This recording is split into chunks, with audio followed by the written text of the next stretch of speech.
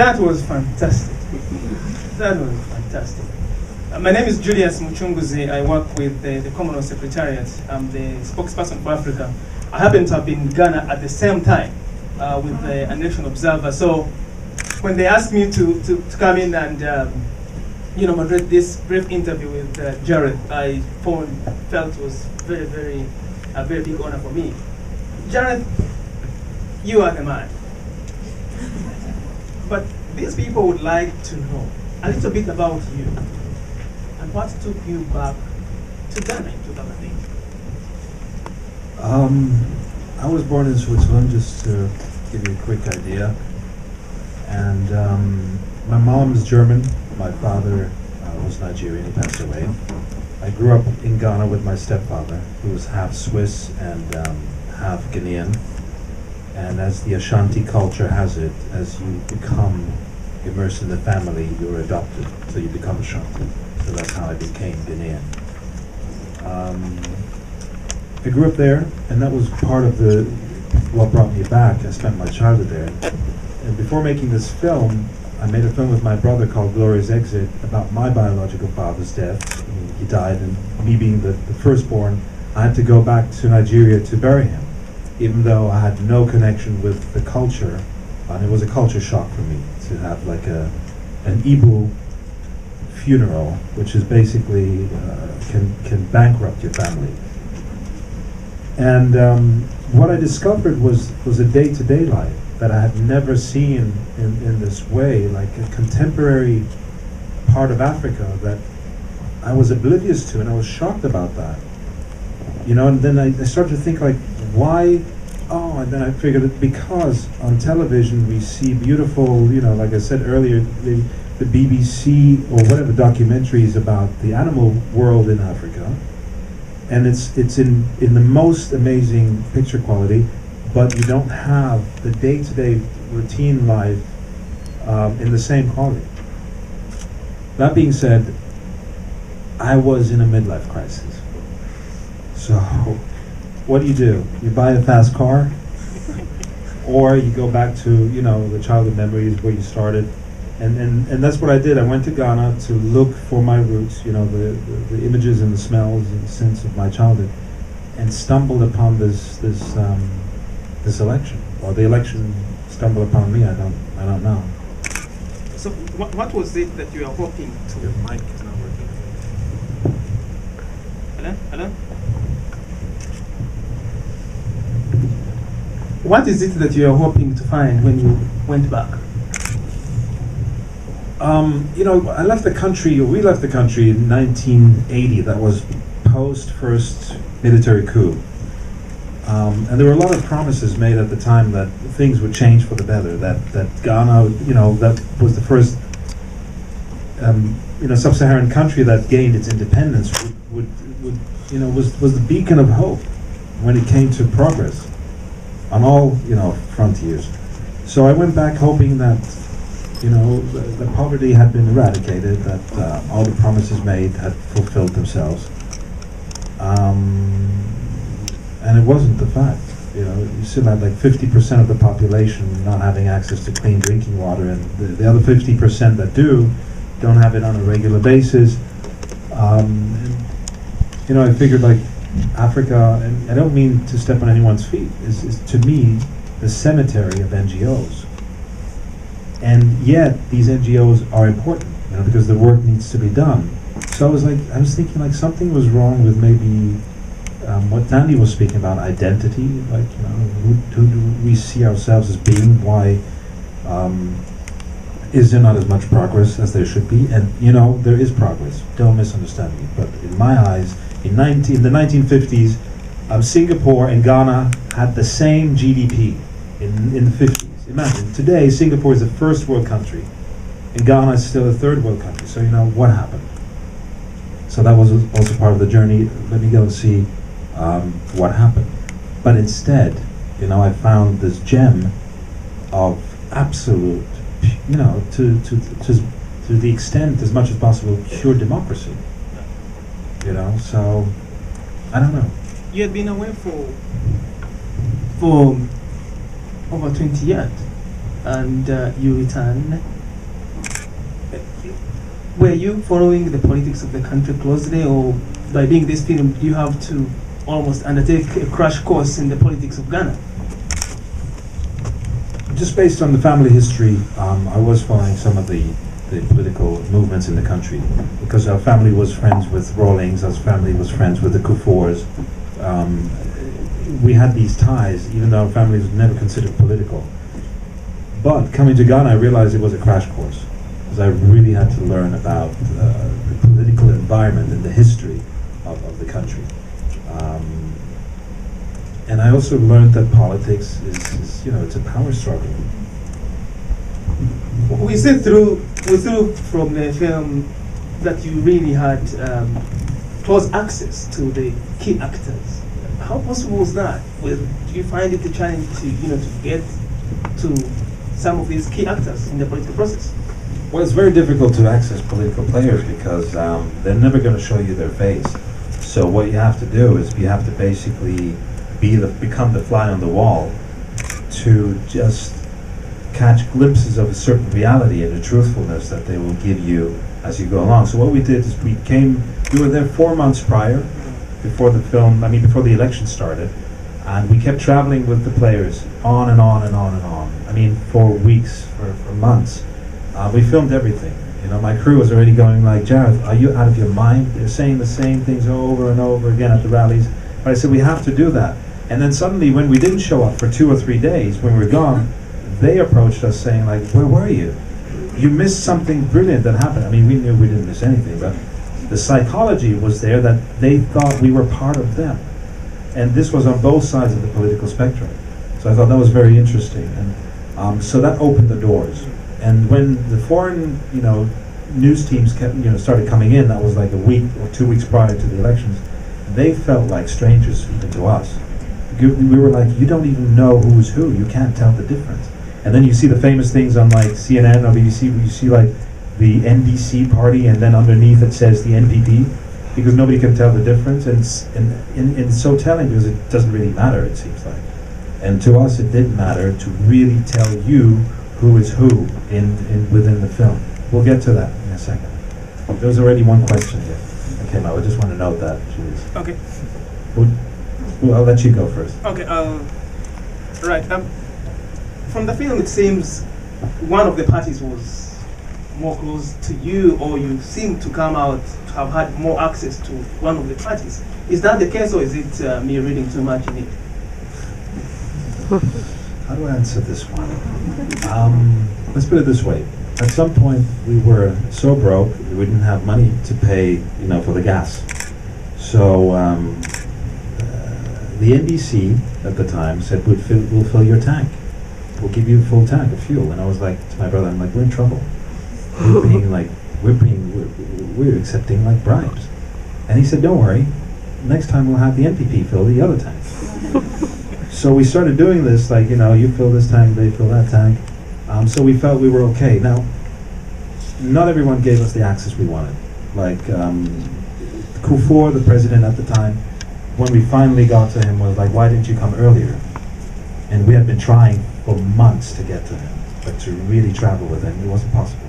Now, Rawlings, on the other hand, he opened his doors very quickly, and I think he understood very quickly the power of the camera. And he's a rock star. I mean, if you look at him, he's like a Che Guevara of Africa, like a sex symbol. I remember my mom told me, like, no, he's a rock star. You see him on the podium, and there's hundreds of thousands of people in front of him, and he throws a towel. I mean, come on, that's show.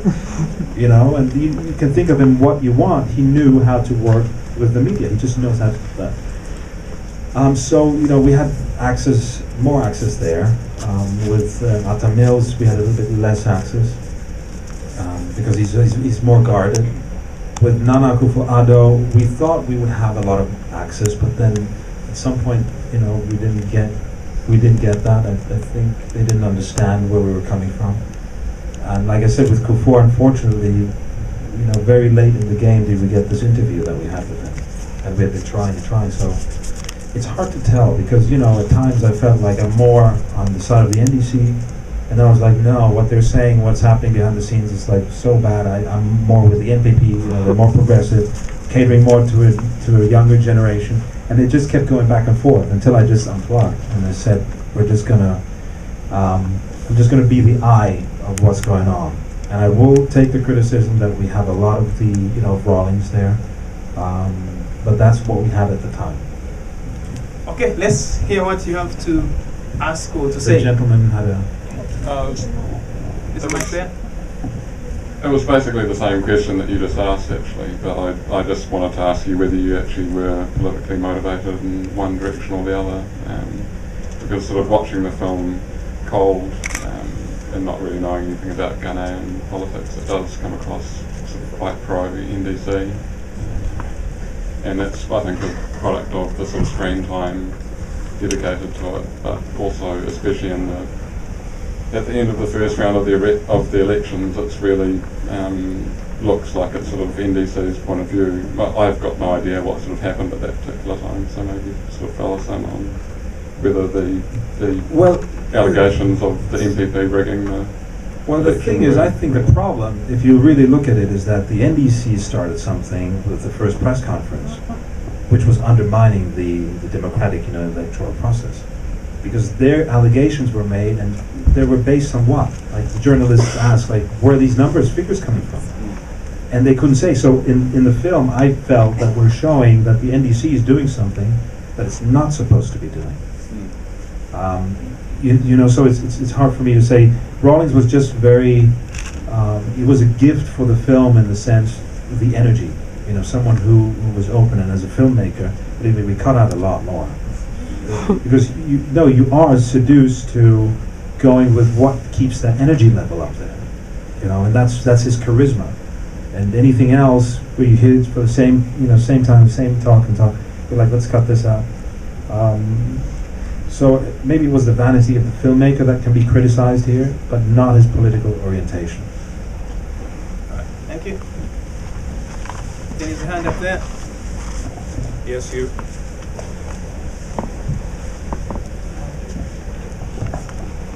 Hi, first of all, I just want to say it was a fantastic film, well done.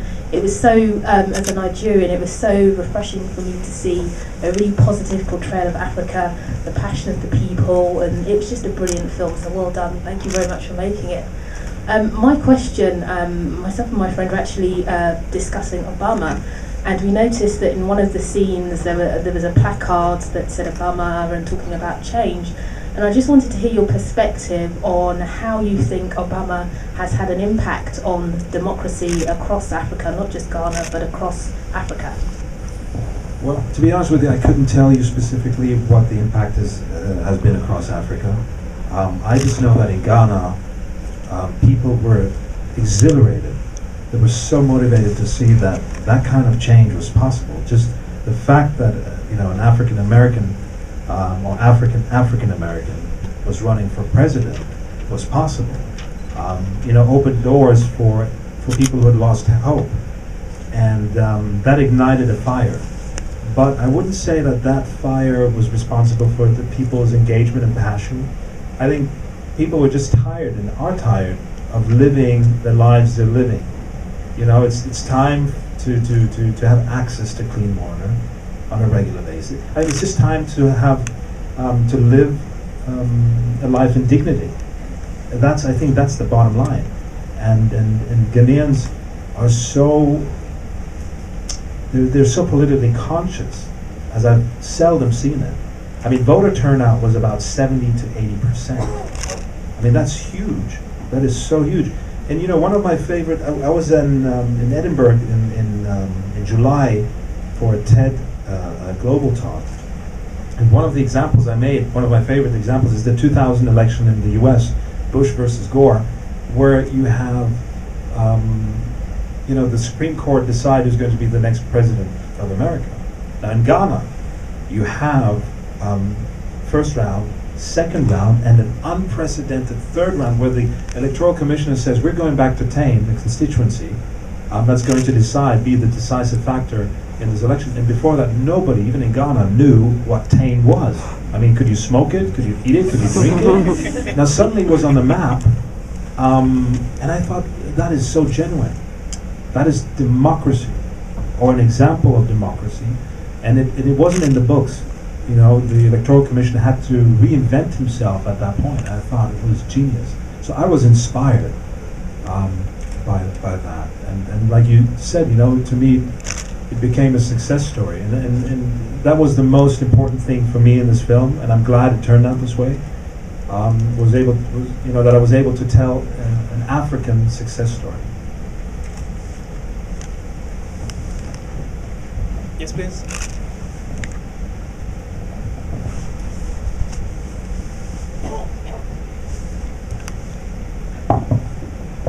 Hi. Do you think that you being there making a film made any difference on the actual process, on the electoral process? I hope not.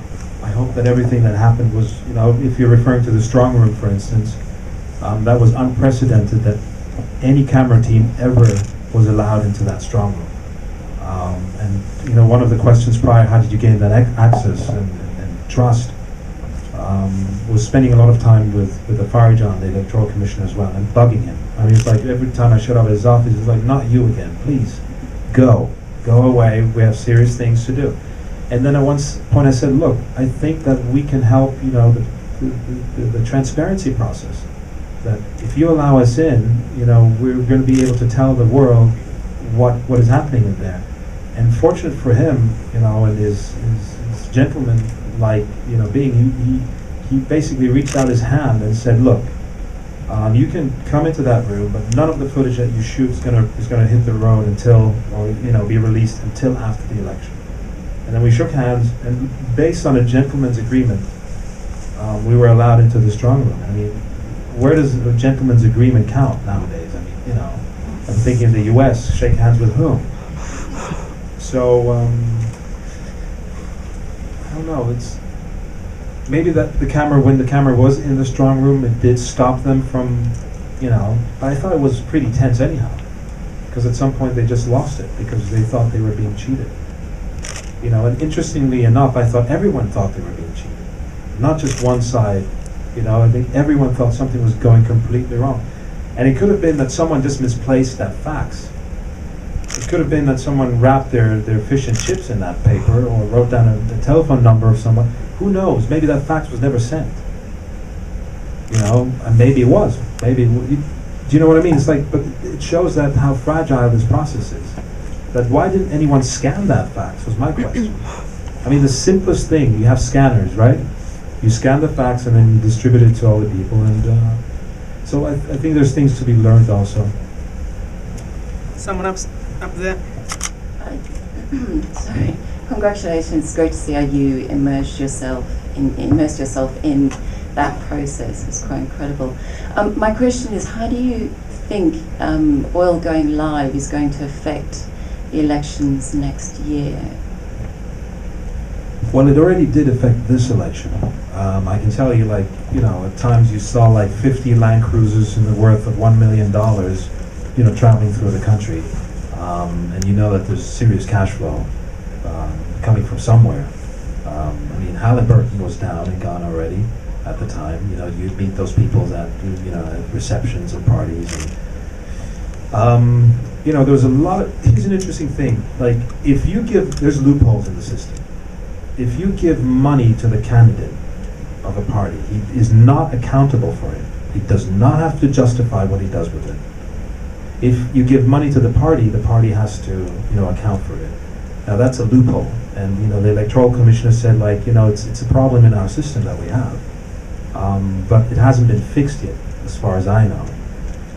So I think it's important to make the money that flows into the country and into the parties and into the campaigns. You know, you have to be able to know where it's coming from. How's it going to affect the next election? I can't tell you. I just know it's like, you know, there's hard currency flowing into the country, and all I can hope is that it's not going to turn into a Nigeria. You know, since the 50s, look at what's been going on. But I think I'm very positive about Ghana. I think it's not going to happen. You know, I think Ghanaians are very aware of you know, where they want to go, and even more so where they don't want to go. Did I see a hand? Up there? Yes. Thank you. First of all, congratulations. I think the film was very, very good. But there's a bit of a fuzzy area, and I thought I could get your personal opinion on this. We see some funny events going on in the strong room, and I was wondering what you made of them. Was the Electoral Commission trying to stage a coup, and did what eventually happen in spite of or because of the Electoral Commission? You mean, was the Electoral Commission on one side of the party? Yeah, Of the parties and then because first of all we see like there is a fax which has come through which shows some figures, and then we have this argument going on about figures being inflated.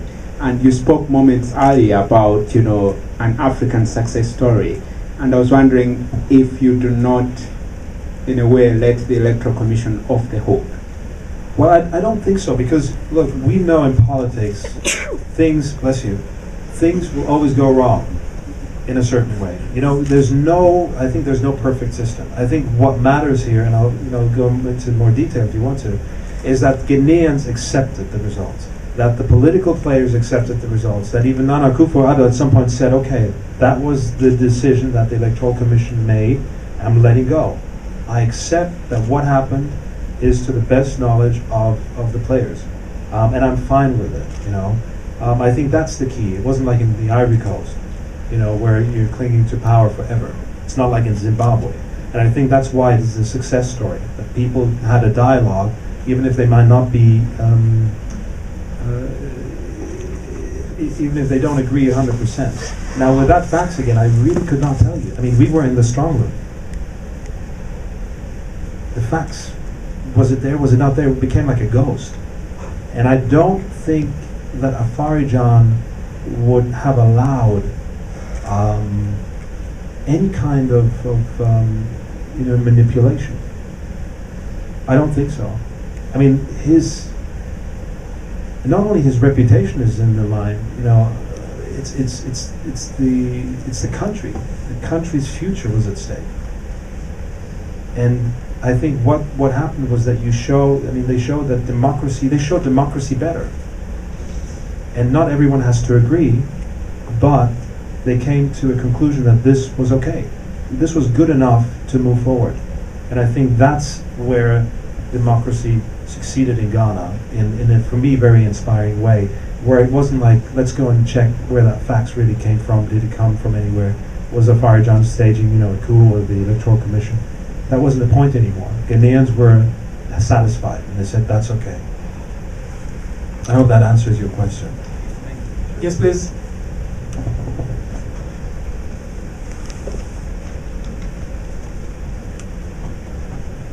I always say this at Q&As because they can go forever. If you need to go home because the babysitter is waiting, you know, I won't be offended if you have to leave or anything.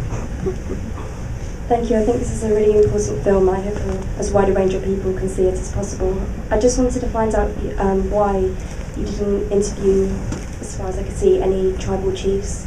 From my experience, they seem to be an integral part of the governance structure in Ghana.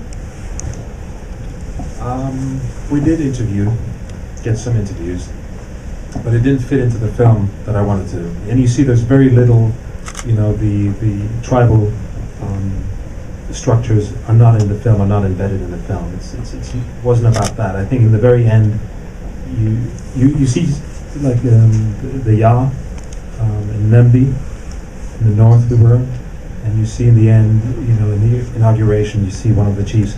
So it wasn't really part of the story in this film, even though they're instrumental, you know, to a certain extent.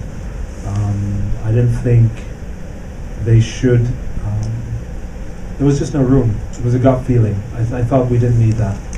But maybe you can tell me why you think, you know, that they would have been important. I'm not Ghanaian, but I spent a few months there last year volunteering, and I stayed in Accra, so it's probably not the best example, but visiting other villages, the tribal chief was seen as the councillor, the leader of the area, and his view was seen as very important and integral to the success of the area. and I think that they probably would be very instrumental in leading people's views, especially in areas which are very remote. So I think that maybe behind the scenes there's probably a lot of links between political parties and tribal members, and I think it's an interconnected link which sometimes in the West we don't understand because we don't have an equivalent here. And I think the problem with leaving those people out is that it takes a huge element of Ghanaians' culture and way of life and way of dealing with rights and responsibilities on a daily basis. Well, yeah, I think you have a point there. Now you got me thinking. Because my brother was like, we need this, we need that. And I'm like, no, we don't need this, we don't need that. What should I say to this? You're right. A sequel. We'll take 2 more questions and, well, I see 3. Okay, we'll take 3. Yes, please. I was just going to ask more of a technical based question, and I remember that you said that you filmed everything in terms of the campaigns, and I was wondering in total how many hours of footage you filmed and how long that process took in the edit room. We had 220 hours of footage, and my brothers, I went back to Ghana because we were out of money again while they started editing, and they said, we're going to be done in 6 weeks, Jarreth. And then I went back to Ghana actually to film the 10th anniversary of the king, the Asante Hene, and I looked at the relevance of chiefs in nowadays times. So it took us a year, even longer, 1.5 years to finish the whole editing process. Because the idea here was to make a film and not a reportage. It was to become its own structure and entity of telling a story. I wanted to make it complex, but yet not an educational video.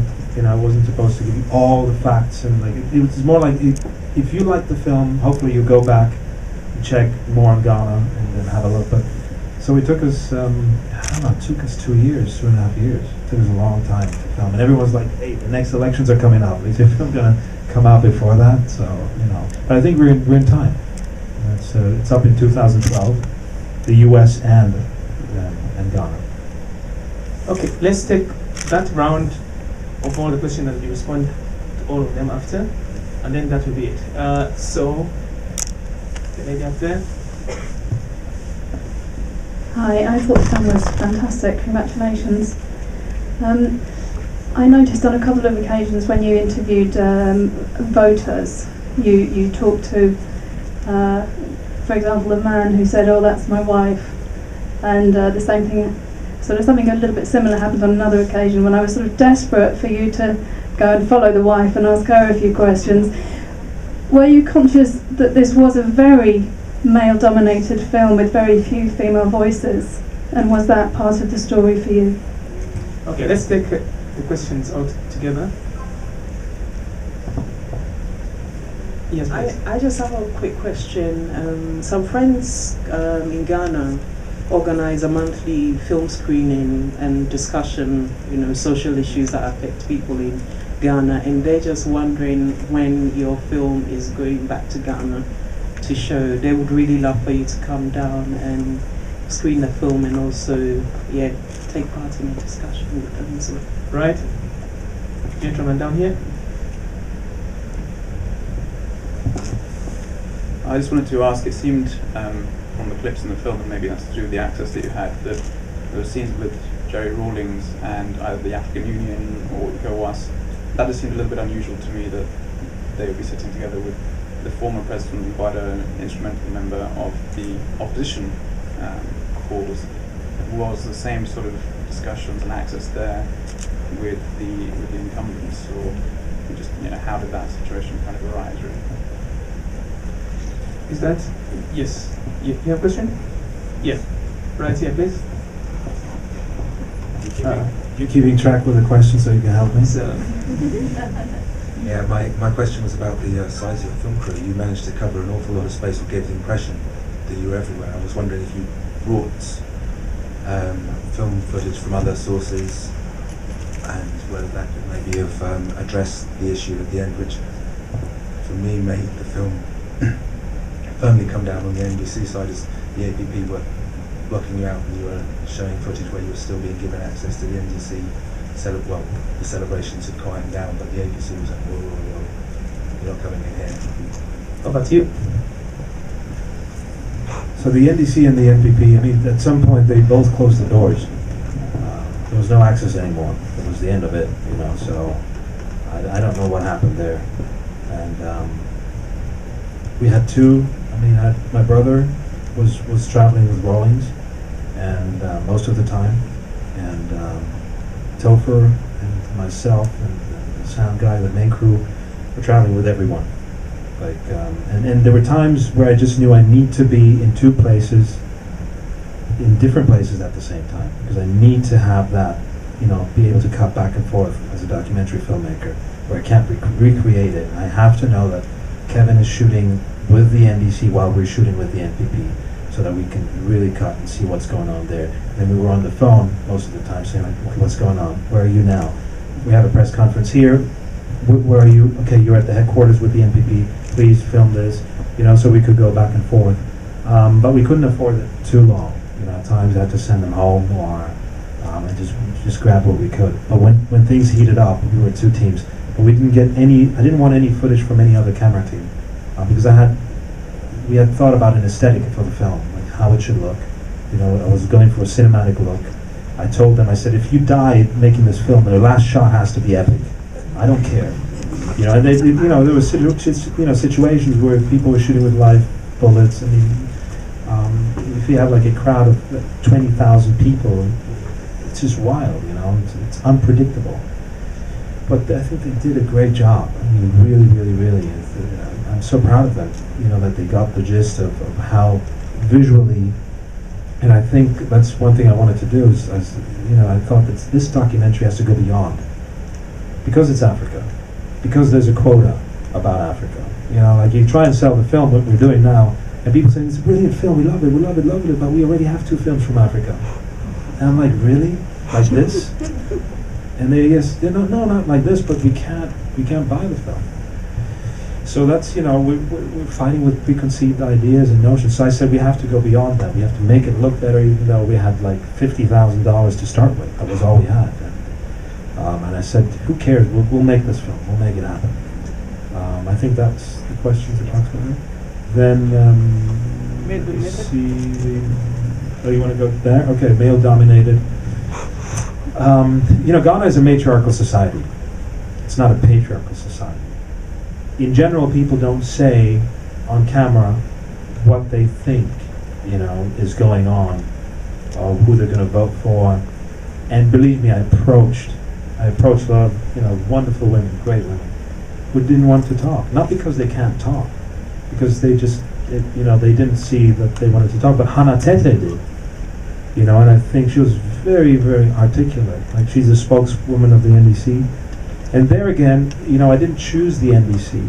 It's just that she happened to be there, and any, you know, people from the NPP weren't as open or as strong. And I didn't want to then, just because of a quota, use other, you know, women and you know, and then bring, you know, across a false impression. So I, you know, I was very harsh with myself too. I had a beautiful story about a mother who wakes up at 4 a.m. in the morning, goes to the Swiss school, bakes bread, cooks for the school, for other people to come, does a catering business, then has a daughter who's has sickle cell anemia, you know, and she has her what do you call them, the outbreaks, and then she has to go to the hospital. And the mother sometimes come home at 1, wake up again at 4.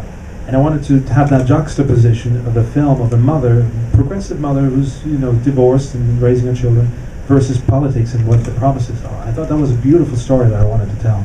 It didn't make the film. Like how we say, I had to kill that darling. And she was like this iconic, you know, female character that was there. But in the end, I said I have to stick to the premise. And the premise is, you know, the continuous struggle for a democratic culture can be successful and overcome obstacles. And that had no gender as such. You know, it was about, you know, can democracy survive? You know, at this point, let me tell you, we're working on a project. Do we still have some minutes? 3 minutes. 2 minutes. It's called The Political Safari. We're taking the film on the road back to Ghana. It's going to be an outreach program where we take the film through the country on a grassroots level with mobile cinemas, translate the film into local languages, work with local organizations and agencies to educate people, you know, on their constitutional rights, on their voting rights, educate them to secure, you know, non-violent elections.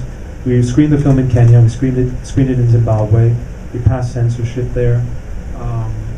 They want us to come back. You know, there's the Kenyatta University in Nairobi has put together a program called the Political Safari, the Kenya edition.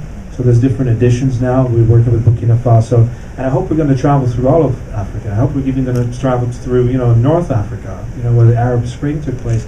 Only using the film as a platform to engage, and you know, an entertaining platform to engage in this discourse. How important free and peaceful, you know, elections are. And one of the sections there is also like is spearheaded by a friend of mine, Fiona Eberts, which is the role of women in Africa in politics. And that's going to be one topic for itself that we're trying to work on. I hope that answers your question. And then we had 10 seconds left, so that was the question about the Election observers. We were with Rawlings at the time, and they called us when the African Union came. No, was it ECOWAS? I think when the African Union came, we were just there. We just happened to be there. I remember he said like they called, the African Union came, and they called and they're coming. Because he's an important character. That's why they had access to him. Because, you know, he's a character who can. He's a populist. You know, the things that he says can make things go wrong. You know, he commands the crowd, so he's also a character who can be very dangerous and destabilize the equilibrium or the stability. So I think they were very smart that they wanted to check in with him and see what's going on. I can confirm that because we too went there. You can't go to Ghana without checking on Jerry Rawlings. I mean, he's the man in town. So, yeah. And then there was one last. I'm missing. Did we have it? No, I asked. Yeah, we're going to Ghana next year. So as part of the opening of this political safari. And there again, you know, some people said, "Why do you call it political safari?" Like I said, because I want people to wear their helmets and their butterfly nets and go like, you know, hunting for democracy. I don't know. It's you know, people always ask me, why do you call it an African election? It's not representative for Africa. I said, that's exactly right, but that's what we always do. This film plays with stereotypes. The film also plays at times with, you know, we see that things are starting to go wrong, and then you're like, oh, that's exactly what we expect from Africa, things to go wrong. But it's only, you know, we also use this to then show you, well, that's where you thought it was going. But guess what? It's not the case, you know. So. Because I was going to ask you finally how you felt when you saw those people saying that we want peace. What went through your mind when you saw them, you know, saying we want peace after the scene? I was like, damn it. Here we go. Missed my great shots of revolution, civil war. No. As a filmmaker, of course, you know, you have to be very careful because you're looking for things to happen, and you have to be very, very careful because then you're undermining yourself as a filmmaker. So once I got over that, when that happened there, because I was really afraid, not so much because of myself, but when I realized that Ghanaians at that time were scared, didn't know what was going on, that's when I started being scared. Because nobody was in control anymore. And when they started, you know, chanting, "We want peace," I almost started crying. And, you know, it was a moment where I was so proud to be part of this culture, and I was like so sad that there was no news team there. Do you know what I mean? There was no news team there to film people chanting, "We want peace," because it doesn't make the news. It's not exciting enough. You know, but we were there, so that's good. Well, ladies and gentlemen,